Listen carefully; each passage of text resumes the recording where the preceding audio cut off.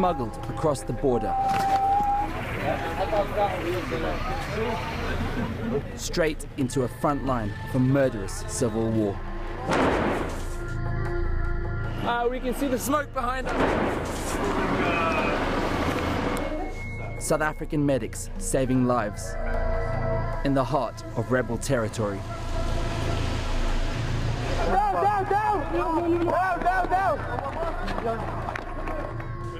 And in this war, even hospitals are targets. I think I have to. We're gonna close up here. Close up, guys.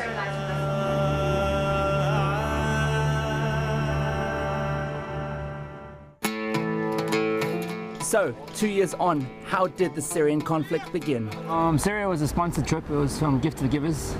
Obviously, eNCA had big reservations about sending us there. They've had a lot of journalists that have died over the last 3 years. Something like over 40 journalists have died. It's the most dangerous country in the world for journalists to be in right now.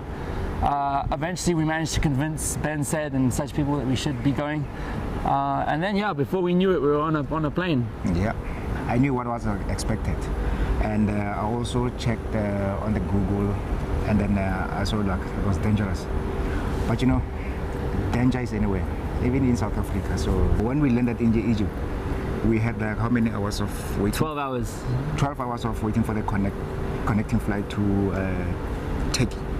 And then they refused me to leave the airport because I had a big camera. And we tried to convince. That's not all he had. He had a big camera, he had a bulletproof vest, and a big gun. And a big gun. So I was like, what are you guys doing here? It's like, no, we're in transit. Now going outside now, we're just gonna rest at the hotel. They said, no, you and you and you and that. And then Yusuf decided to stay behind with me, and it was a long wait. You know. A word of advice: never try and cross borders or go into a country with a bulletproof vest, a big gun, broadcast camera, a black guy, and a guy with the name Yusuf Omar. It doesn't make for good relations with customs officials. I mean, after that it was like, you know, like a minor thing anyway, because it was fine to sit in the airport, although it was boring. But now getting into Syria, I mean, it was a surprise because we were in some minibus taxis kind of, and then the next thing were on the tractors in some fields. And then and there's a big river now we had to cross, and there's no proper bridges or like a boat, or everything is like man-made kind of. It's like, yeah. It was terribly exciting. Remember we heard the explosions. We could hear explosions from Syria before we even got into Syria. We could hear them from the Turkish side. So that was the first like wake-up call that this was real, you know.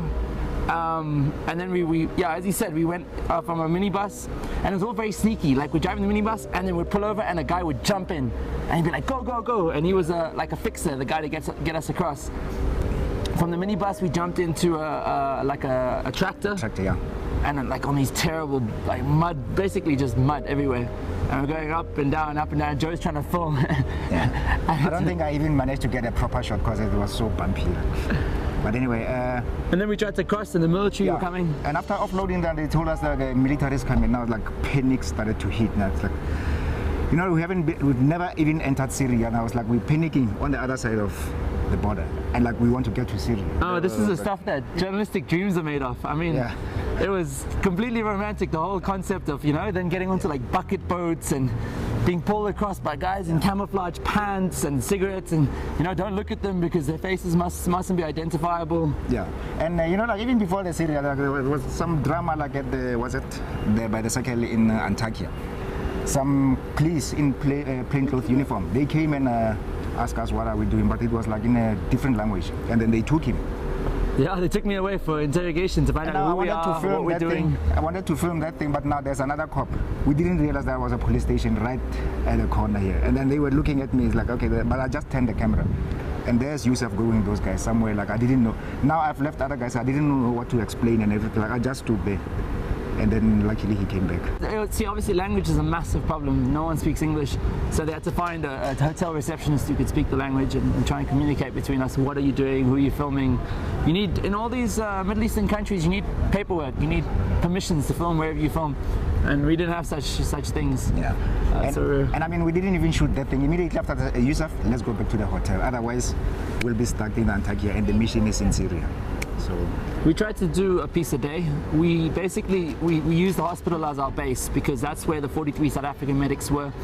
South Africans had built the hospital, so we tried to personify this hospital, give it character, and that was where the action was. As soon as people heard that foreign medical teams had arrived, the waves of people started coming towards this place. So we set up on the rooftop actually, because it was the only place where we could get BGAN signal. And obviously you can do all the filing in the world, but if you don't have a mechanism to send your packages, you're stuck.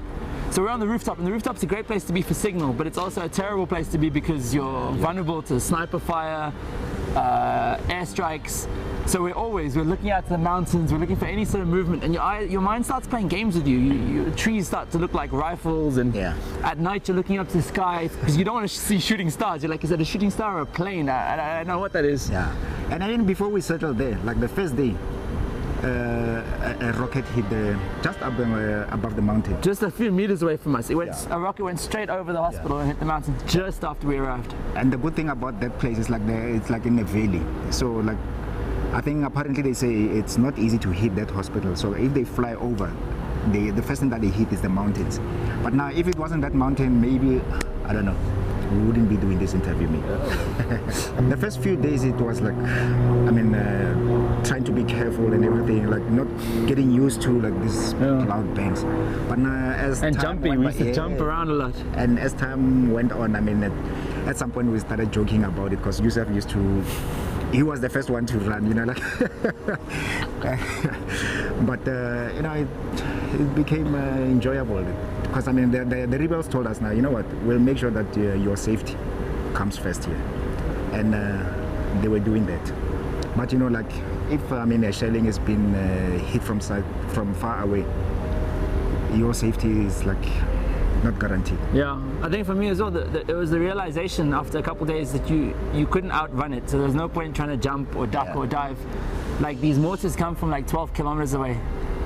And when you know it hits is when it's hit. So there's nothing you can do. You can't outsmart it, you can't outrun it. You hear it coming. Remember, it's like sounds like a fighter plane. It's like a slab of metal ripping through the air. You just see that like tear, and then it hits the ground, and you feel it on your feet first. But yeah, you can't outrun it. Only going to bed was probably the scariest part. Yeah. And Joe the sound will just travel because it's on the valley, so the echo on the, even if it hits like a bit distance, but you can still hear the thing coming in. For those kids, I mean, to realize, like, we didn't even know that they can just take a gun like that. So we were with their father, and then he just put the gun on the table, and then we went like about 50 meters, and then we sat under the tree. And then while we were there, like, there's a small kid coming with the gun. It's like, hey, everybody was scared because now he kept on like pointing, but not, you know, like pulling. And then we asked the father, like, I mean, does he know how to do these things? I was like, nah, don't worry about it. But like, you know, you can't say don't worry. You know, like a kid is pointing the AK-47 at you, but with a smile. It's, you know, it's like. For me, it only hit me afterwards, like when we watched the video footage. Yeah. In the moment, you were so keen to get the shots and so pumped with adrenaline, and you saw so many guns. Like, everybody carries a gun. It's unusual not to see a man with an AK-47 around his shoulder. So it didn't hit me at the time. Only when we got back and we looked at the footage, I was like, yo, that kid's really young to have a gun, and he's pointing it right at Joe. Yeah, the guns there is like cell phones, you know, like everybody has one. We were there for 14 days the whole trip, but we were in Syria for 10 days. We were happy with what we got, but you know, because we were so limited, we couldn't do more. I mean, like, those guys there, I mean, there's like a front line or something like that, where you could see that the actual, you know, like bombing and everything, the clashes. But they told us it was very risky. If we go there, the chances are we might not make it. I wanted to do this my whole life, and having done it, I wouldn't want to go even 1 centimeter closer to the front line than we were. Like, honestly, it's a horrible feeling because you've got no control over your life at that point. Yeah, and I mean, at the same time, looking at the casualties coming from the front line into the hospital, that you could just see that, I think let's draw the line here. And these guys were tough, eh? Like, they'd have shrapnel wounds down to the bone, these rebel fighters, and they'd wrap them up, bandage, and they'd go straight out again to fight the same day. things that would keep me in hospital for like 2 months. I'd take leave forever. Like these guys were back. Because they got nothing to lose. Like their homes are destroyed. Their families have died. They literally, they don't fear death anymore. They're completely immune to it all. And of course the children is what we focused on. I mean, the children are affected the most in this war. Not just like physically, but mentally. I mean, they grow up and all the heroes in town are rebels, so they want to be fighters. I mean, if you look at that generation now, if they all like maybe takes about, we don't know, maybe 5 years or whatever, they've lost their 5 years of education. So like, I don't think it's going to be easy for them to adjust in a proper way, because they've experienced a lot. There's that boy, like, I mean, like, he runs a shop in front of the hospital. He sees everything that's happening there. It's like people with guns. Even for him to take a gun, it's like, no, it's fine. It's just a part of it. Yeah, they become completely immune to human suffering and to violence. They've just they've seen so much. The kids, they just grow up too fast. You can see it in their eyes. Like it gives away a lot. But it was incredible experience.